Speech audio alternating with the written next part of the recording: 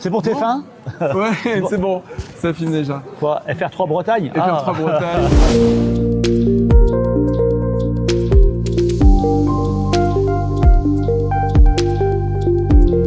L'idée, elle te vient comment tu t'es dit, tiens, par exemple, ce jeu Donjons et Donjons, comment tu t'es dit un matin, tu te dis, je vais créer un jeu, ou tu as vraiment déjà une bride de quelque chose déjà? Alors, Donjons et Donjons, j'ai eu l'idée de l'inventer en regardant Kingdom of Heaven de Ridley Scott en version longue.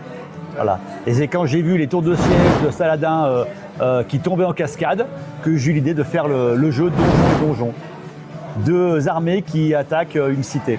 C'est venu comme ça. Et la règle du jeu, après, elle est venue toute seule. Tu t'es pas dit, par exemple, je vais faire une map avec un contrôle, comme ça aurait pu être, je sais pas, comme un... C'est venu au hasard. L'échiquier était normalement noir et blanc. Et j'ai demandé à ma famille, vous préférez noir et blanc ou rouge et blanc? Et ils ont voté rouge, donc on a fait les pions en rouge. Ouais. Voilà. Okay. Toujours le premier cercle, toujours la famille, les amis, ma compagne, à qui je demande en premier. Et puis après, il faut tester. Et puis après, le jeu marche quand, dans des festivals comme ça, les gens jouent et tu n'as rien à faire. Et tu les laisses jouer. Tu leur expliques les règles et ils se débrouillent. Au départ, quand tu es tout seul, à quel moment tu te dis, bah, tiens, je vais faire justement cette tour, je vais faire ce chevalier, je vais faire ça. En fait, c'est une improvisation qui donne quelque chose. C'est toute une improvisation avec plein d'essais. Ouais. Comment il s'appelle? Edison, celui qui a inventé les ampoules électriques. Il a réussi 9999 fois à faire une ampoule qui ne fonctionnait pas. C'est au 10 millième essai que son ampoule a fonctionné. Ouais. Donc il n'a pas échoué 9999 fois.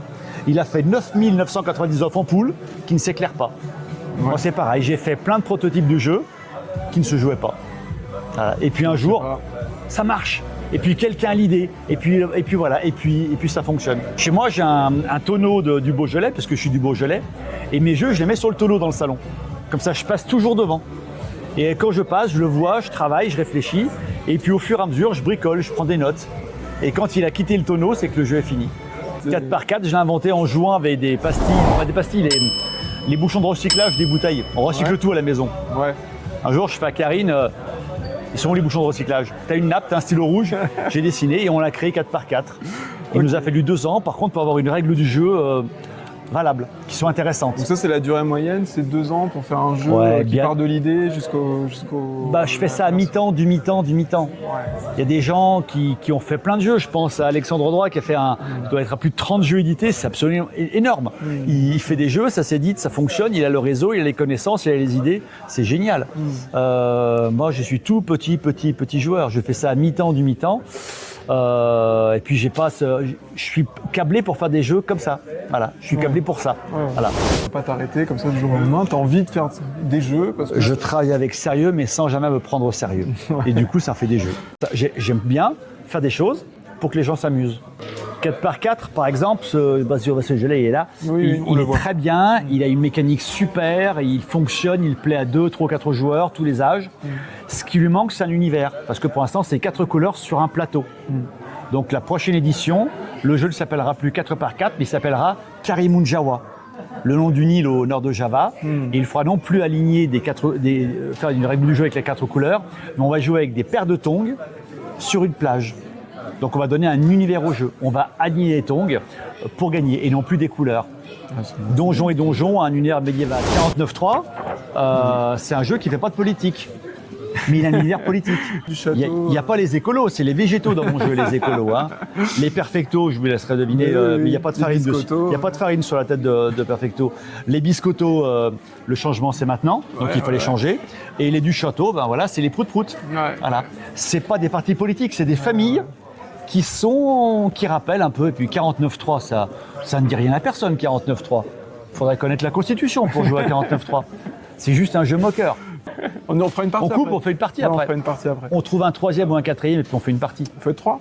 Oui, 49.3. C'est comme le tarot. Ouais. Le tarot à 3 c'est bien, mais à 4 et 5 c'est excellent. 49.3 à 2 ça je joue, mais à 3 c'est super bien et à 4 c'est truculent. J'ai 2 joueurs là-bas qui seront chauds pour ça. Est-ce que tu as d'autres jeux en ce moment sur lesquels tu bosses à la maison? Oui, j'en ai un qui s'appelle Pigeon Ball mais pas que. J'en ai un qui s'appelle Totem, c'est les 4 tribus indiennes. Ouais. C'est un mélange de rondins des bois, de petits chevaux et de Monopoly.